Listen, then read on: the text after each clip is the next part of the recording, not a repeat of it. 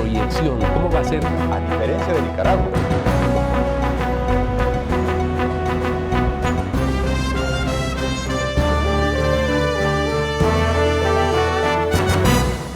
Agradecemos al expresidente de Costa Rica, Luis Guillermo Solís, por brindarnos estos minutos para la televisión ecuatoriana y también para Mega TV en la Florida. Muy importante esta reunión que se dio en la ciudad de Miami en la búsqueda precisamente de luchar a favor de las democracias cuando se ve resentido el subcontinente, porque si bien es cierto hay triunfos en contra del socialismo del siglo XXI como en el Ecuador, pero hay amenazas en otras naciones como el Perú. Entonces quiero preguntarle a usted, con toda su experiencia como expresidente, si acaso en algún momento podemos lograr una reflexión general de los latinoamericanos que el camino es la democracia y no la dictadura. Sí, sin duda. En este encuentro he insistido mucho en que hay que resistir la tentación autoritaria, porque sin duda nuestras democracias no son perfectas y en algunos lugares, en América Latina, hay razones de sobra para criticarlas. Creo que la clase política latinoamericana tiene que hacer un mea culpa, alguien hablaba de eso, un propósito de enmienda, porque tanto la corrupción como las diferencias crecientes en la desigualdad y la pobreza han llevado a muchos pueblos a puntos de quiebre que se han agudizado en tiempos de pandemia, ¿verdad? Yo creo que en ese sentido hay que seguir insistiendo en que la democracia podrá ser muy imperfecta, pero es el menos imperfecto de todos los sistemas políticos. Y que la libertad, que es un bien precioso, hay que cuidarlo mucho. Y que precisamente apelar al fortalecimiento de las instituciones, a la separación de poderes, a la construcción de economías incluyentes, a la generación de partidos políticos capaces de incluir a los sectores más desfavorecidos, quienes deben ser atendidos con prioridad, deben ser todas partes de un esfuerzo hemisférico que evite que el populismo se entronice en nuestros países. El populismo puede ser de derecha o de izquierda, igual es malo porque empobrece, no genera horizontes y peor aún esperanzas para que los ciudadanos a través del trabajo puedan surgir, salir adelante y lograr prosperidad. Hace muy pocos días se dio alguna situación en El Salvador en donde se dice se vulneró ese respeto a los, en este caso al sistema judicial, cuando la Asamblea destituyó a la Corte Constitucional o a la Sala Constitucional de la Corte Suprema. ¿Cuál es su reflexión? Usted fue presidente de Costa Rica, el país con la democracia más prolongada en América Latina. Bueno, los acontecimientos en El Salvador ciertamente son muy preocupantes. Hay una gran cantidad de salvadoreños y salvadoreñas que apoyan al presidente Bukele, eligieron a un Congreso que en 2/3 partes es favorable a su movimiento, y por lo tanto hay procedimientos que constitucionalmente le hubieran permitido al presidente y al Congreso proceder según lo que establece la normativa en El Salvador para cambiar a los magistrados de la Corte. Lo que pasa es que se hizo por vía excepcional, se hizo sin dar oportunidad, debido proceso a los magistrados, quienes antes de irse de sus cargos declararon inconstitucionales aquellas medidas. Pero además el presidente Bukele ha insistido en que continuará haciendo uso de esa mayoría, de esa supermayoría legislativa, básicamente para crear un Estado cortado a la medida. Y eso es lo que me parece criticable, censurable, porque así como él lo pretende hacer para El Salvador, ya lo hemos visto hecho por Hugo Chávez en Venezuela y lo hemos visto hecho por Daniel Ortega en Nicaragua. Esta toma del poder absoluto creo que no conviene ni a los estados de nuestro hemisferio, ni a estados en otros hemisferios, que dicho sea de paso también este es un fenómeno que no se limita a América Latina, sino que tiene referentes en muchos otros lugares. Lamentablemente se pudo experimentar en los últimos meses de la presidencia de Donald Trump. Definitivamente se decía que está llegando a América Latina en lo político hacia los Estados Unidos. ¿Cuál es la situación de Costa Rica en estos momentos con el actual presidente Carlos Alvarado? El país está en un momento muy complejo porque tenemos una doble crisis económica y fiscal a la que se suma ahora también el problema de la pandemia, que ha hecho que en Costa Rica los números de contagios se hayan disparado en las últimas 2 o 3 semanas, colocándonos casi que a la cabeza de los países de América Latina por 100.000 habitantes. Eso a mí me descorazona mucho porque el gobierno del presidente Alvarado compró una gran cantidad de vacunas que ya están incluso hasta pagadas, que no han estado llegando en el número suficiente para el país. Entonces la combinación de lo fiscal, lo económico, lo pandémico y la imposibilidad de inocular a una mayor cantidad de personas, pues hace que la situación esté compleja. Desde el punto de vista institucional, Costa Rica es una democracia madura. No quiero de ninguna manera sugerir que es perfecta, pero no está pasando por los fenómenos que vemos en otros países de América Central, en donde tenemos a un presidente marcadamente autoritario, un dictador en Nicaragua, un presidente muy cuestionado en Honduras y una situación en Guatemala en donde también, al igual que en Honduras, no hay cuestionamientos respecto al funcionamiento del narcotráfico. En Guatemala, sin que se mencionen casos cercanos al presidente, en el caso de Honduras, desafortunadamente sí. Eso no es Directamente se inculpa a él y por supuesto su hermano está preso en los Estados Unidos. Su hermano ha sido condenado, lo han inculpado, él lo ha rechazado, creo que procede la presunción de inocencia hasta que se compruebe otra cosa, pero las menciones, la inculpación misma ya es un tema que afecta no solamente a Honduras, sino a toda Centroamérica en un momento en donde, por supuesto, querríamos ver más inversiones, más turistas, etcétera, cosa que no es posible garantizar en el marco de esta circunstancia. ¿Cómo se podrá erradicar al futuro el tema de la corrupción? Porque en el caso de Centroamérica, igual en Sudamérica, pero en Centroamérica, por ejemplo, en países como El Salvador, varios presidentes, desde el mismo extinto presidente Flores, todos han estado inmiscuidos en temas de corrupción. En el caso Mauricio Funes tuvo que huir hacia Nicaragua. Y entonces, ¿qué es lo que está pasando y cómo erradicar? Porque estamos hablando de presidentes de la República. Sí, bueno, hay una propuesta que yo asumí en mi administración, que es la del gobierno abierto, que promueve la OCDE, que garantiza la transparencia en la gestión de los órganos del gobierno. Pero eso es apenas un poder, el ejecutivo, dentro de un conjunto de otros poderes que son independientes. A mí me parece que la transparencia es muy importante, que hay que rendir cuentas. Me parece también fundamental que así como la corrupción se señala como el mal mayor, se acompañe ese señalamiento con el de la impunidad, como una de las lacras de la política latinoamericana. Es decir, que no solamente hay corrupción, sino que no hay castigo a la corrupción. Y me parece que lograr que quien se compruebe, se constate, se ha hecho algo ilegal, sea castigado según lo que establece la ley, es un dato fundamental. Si los países no pueden por sí solos, necesitan esa asistencia de las Naciones Unidas, como el caso de la CICIG en Guatemala, ¿deben adoptar ese sistema otras naciones que se ven pues involucradas en este tipo de problemas de corrupción al más alto nivel? A mí me parece que es una buena práctica, no veo por qué no hacerlo, no considero que esto es una medida que pueda ser censurable ni indebida. También creo que estas comisiones deben fortalecer las estructuras internas. Nada se logra si se nombra una comisión como la CICIG, que se queda en un país una década, y las estructuras nacionales que tienen que funcionar una vez que se retire esa comisión, porque no va a ser permanente, son incapaces de asumir esa labor. ¿Usted está retirado de la política, presidente? Completamente. Yo dije desde la campaña que me llevó a la presidencia que solo gobernaría de ser electo los 4 años constitucionales y ya no voy a gobernar más ni participaré en ninguna elección popular en mi país. Pudimos dialogar con usted en la Cumbre de las Américas del Perú. Fue la última entrevista. Efectivamente, y me alegra mucho volverlo a ver. Muchas gracias. Muy amable. Muchas gracias, presidente. Inicio de espacio publicitario.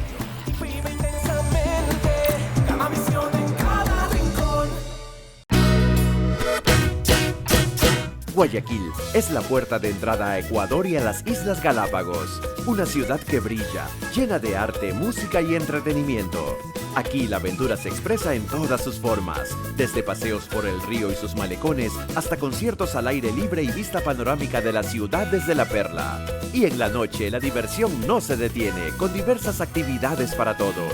Porque en Guayaquil una experiencia vale más que 1000 imágenes. Tus tarjetas Pacificard, débito y crédito cuentan con tecnología contactless que te acerca a lo que te gusta sin contacto para que compres de manera rápida y segura en establecimientos como comida rápida, boutiques, tecnología, electrodomésticos, restaurantes y más. Pacificard, historias que vivir.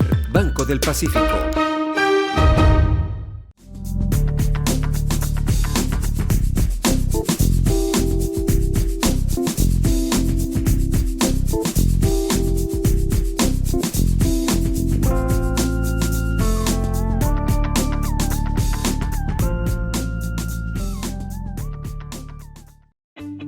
En UTE, creemos que el futuro está en manos de nuestros estudiantes y agregar valor a sus vidas está en las nuestras. Con una educación práctica y moderna, creando experiencias únicas, formando líderes y sobre todo, que disfruten el camino. Los invito a la UTE porque el éxito es el resultado de hacer lo que te apasiona. Despierta tu pasión y descubre tu mejor versión. UTE, poder lograrlo. Fin de espacio publicitario.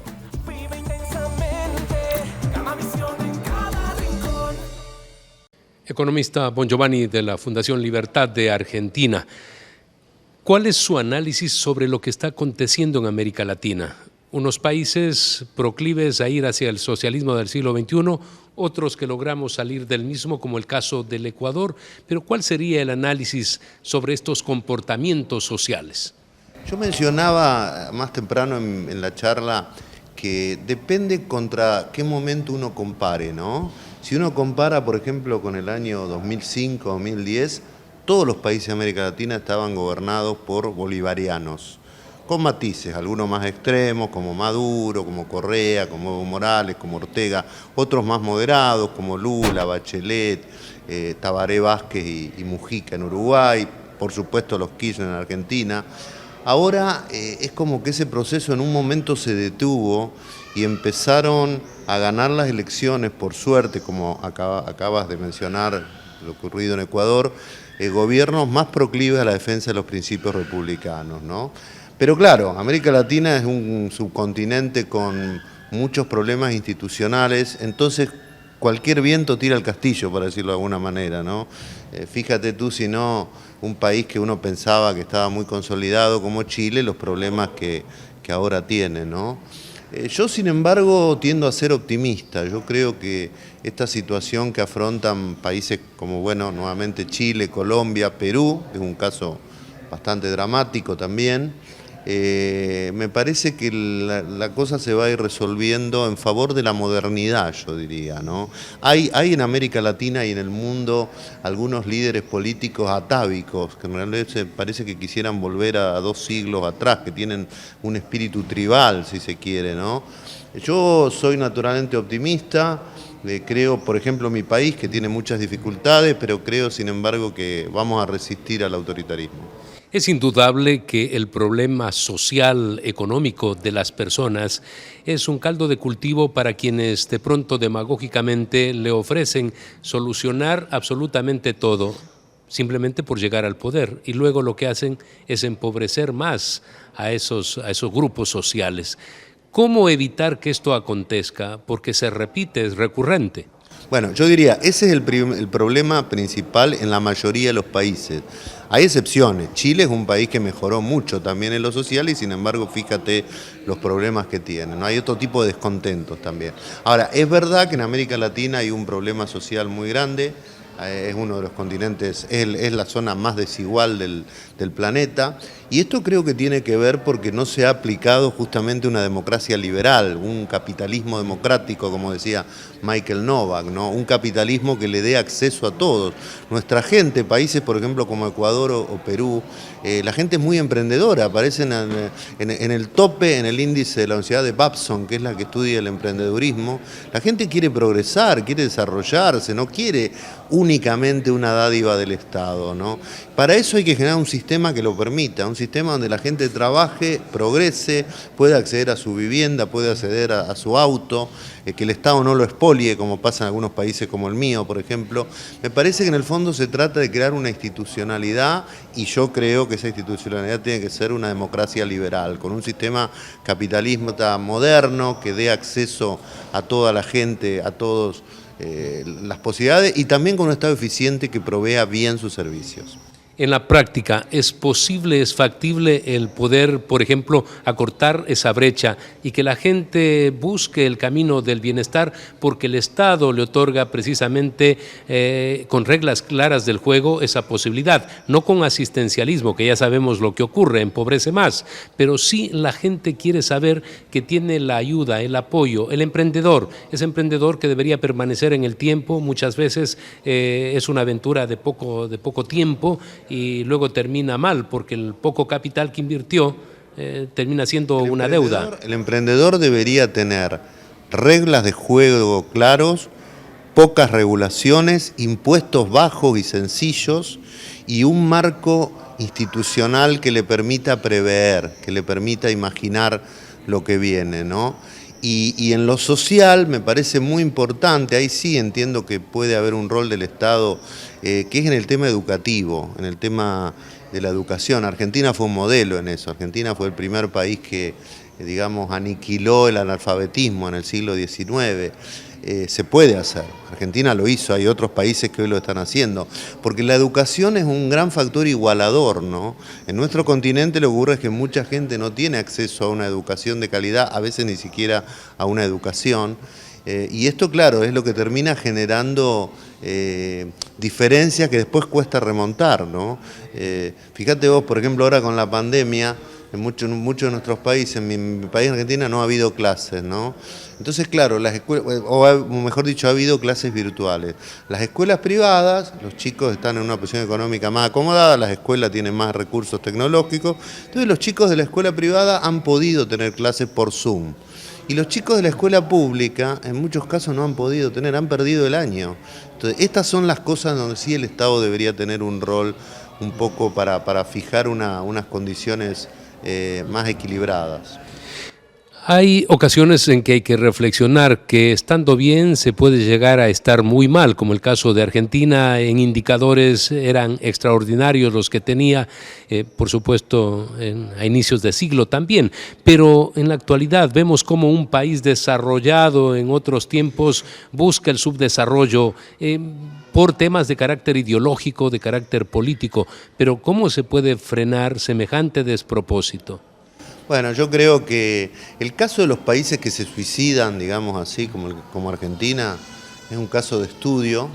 Hay muchas razones, algunos hablan de el malestar del éxito, algunos dicen que los países que crecen, incluso ponen ahora como referencia a Chile, que en los países donde se solucionan muchos problemas o se mejoran muchas cosas, las que permanecen mal le resulta intolerable a la gente, ¿no? Entonces la gente quiere esas soluciones también inmediatamente, no tiene paciencia, entonces termina cayendo en opciones políticas equivocadas, ¿no? Fíjate vos lo que pasó en Venezuela, ¿no? Y lo que estuvo a punto de pasar en España. En Venezuela había un sistema político imperfecto, era una democracia imperfecta, mediocre si querés, con políticos que se habían convertido en una suerte de burocracia, con cierta corrupción, pero el país más o menos funcionaba. Entonces, a partir de las críticas, las cosas que funcionaban mal, cayeron en el chavismo. En España era parecido el discurso, yo creo que una gran noticia para América Latina, lo que ocurrió ayer en Madrid y el retiro de la política de Pablo Iglesias. Del chavista Pablo Iglesias, del que trataba de exportar el chavismo hacia España. Un personaje nefasto, ¿no? Pero ¿qué pasa? Pablo Iglesias, a partir de algunos vicios del sistema, de algunas cosas que no funcionaban bien, su respuesta, y este es el problema con los populismos autoritarios, ¿no? Su respuesta no era, a ver, vamos a corregir esto otro. El sistema no, vamos a cargarnos el sistema. Eso hicieron en Venezuela, y eso trataron de hacer en Ecuador, en Bolivia, en Argentina, y eso es lo que quería hacer Pablo Iglesias en España. Cuando uno lo escuchaba hablar a Pablo Iglesias en España, su discurso era un discurso tremendamente antisistema, ¿no? Parece que eso hay que combatirlo sobre todo. El señor Guillermo Lasso la va a tener difícil porque es un país en crisis. Vivió también ya Mauricio Macri y luego vino la reacción, volvieron los Kirchner al gobierno.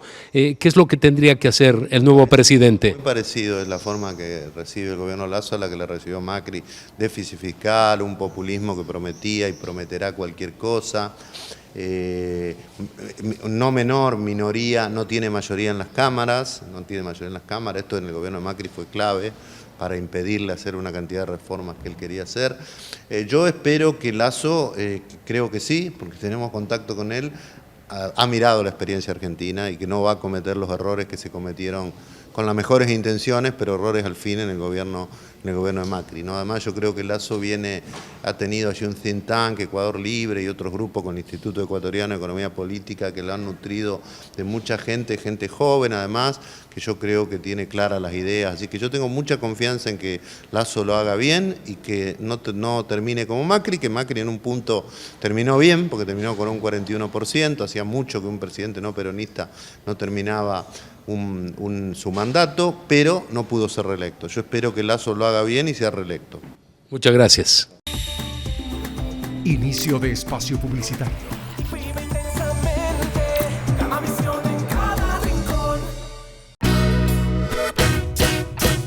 Guayaquil es la puerta de entrada a Ecuador y a las Islas Galápagos. Una ciudad que brilla, llena de arte, música y entretenimiento. Aquí la aventura se expresa en todas sus formas, desde paseos por el río y sus malecones hasta conciertos al aire libre y vista panorámica de la ciudad desde la perla. Y en la noche la diversión no se detiene, con diversas actividades para todos. Porque en Guayaquil una experiencia vale más que 1000 imágenes. Tus tarjetas Pacificard, débito y crédito cuentan con tecnología contactless que te acerca lo que te gusta sin contacto para que compres de manera rápida y segura en establecimientos como comida rápida, boutiques, tecnología, electrodomésticos, restaurantes y más. Pacificard, historias que vivir. Banco del Pacífico.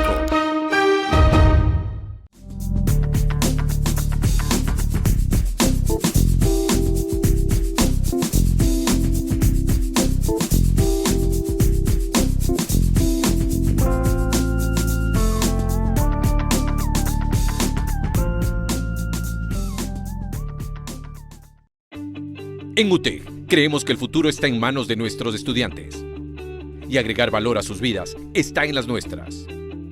Con una educación práctica y moderna, creando experiencias únicas, formando líderes y sobre todo, que disfruten el camino. Los invito a la UTEC porque el éxito es el resultado de hacer lo que te apasiona. Despierta tu pasión y descubre tu mejor versión. UTEC, poder lograrlo. Fin de espacio publicitario.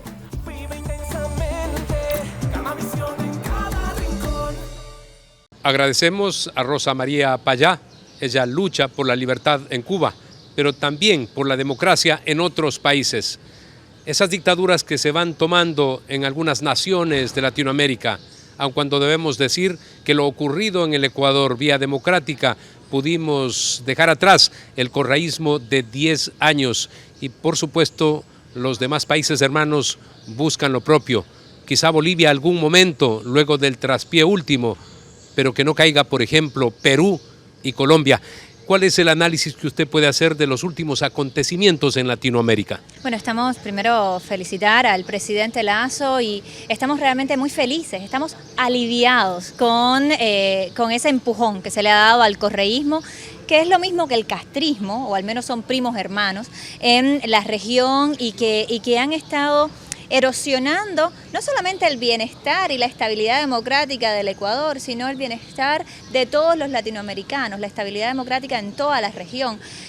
Y por eso, cuando nosotros pedimos solidaridad con el pueblo cubano, cuando nosotros pedimos a los Estados miembros de la OEA, o sea, las democracias de la región, cuando les pedimos que tomen acción en favor del pueblo cubano, presionando a esa dictadura, lo estamos pidiendo, bueno, en primer lugar, por la deuda histórica que tiene nuestra región con el pueblo cubano y con la lucha por la libertad en Cuba.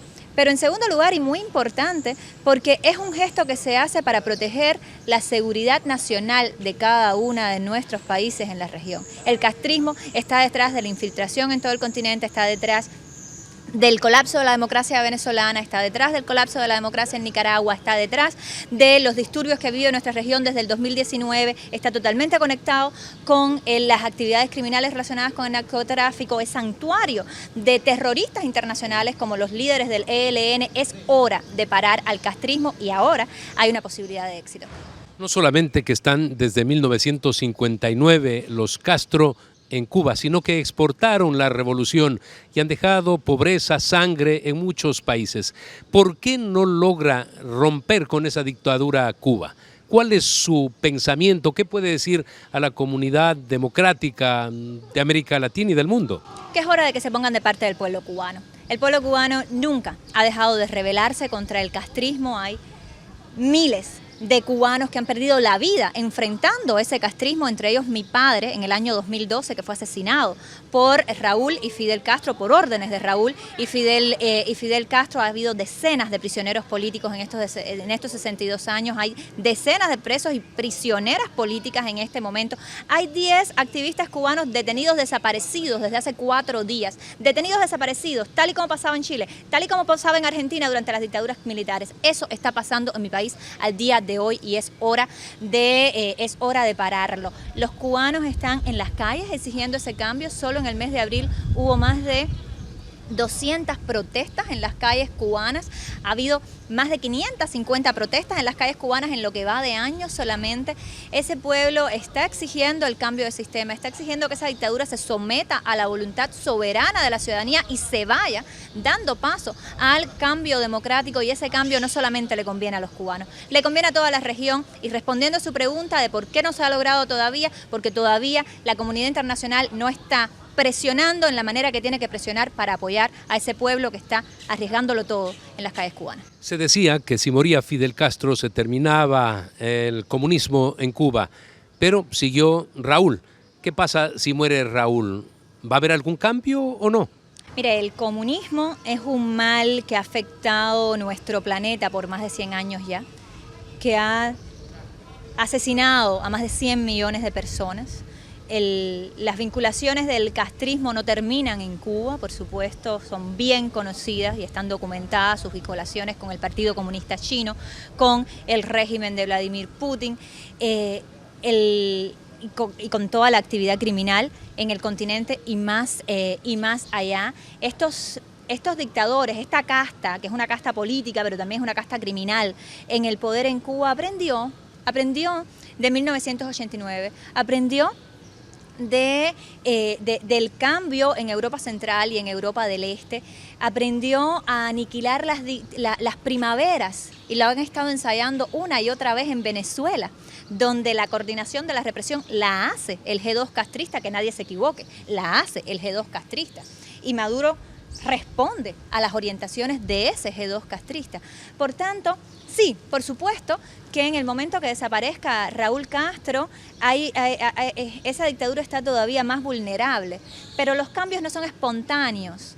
Los dictadores en el siglo XXI no se hacen el harakiri, hay que empujarlos, y el pueblo cubano los está empujando en las calles. Hace falta que las democracias de América Latina, si quieren seguir siendo democracias, ayuden a dar ese empujón, y eso se hace con el sistema interamericano, eso se hace con el Tratado Interamericano de Asistencia Recíproca, eso se hace poniendo acciones detrás de las palabras, y este momento es crucial porque hay una posibilidad de éxito. Da la impresión de que se habla mucho de Cuba, pero se hace poco. Las fuerzas del mal, que son las fuerzas del autoritarismo en la región, están muy bien conectadas, están muy bien coordinadas, no respetan nada. Utilizan las reglas de la democracia para después violarlas y intentar quedarse como hizo Rafael Correa, y por tanto es hora de que, por ejemplo, los Estados miembros de la OEA acompañen a su secretario general, que ha sido muy claro en decir que el castrismo es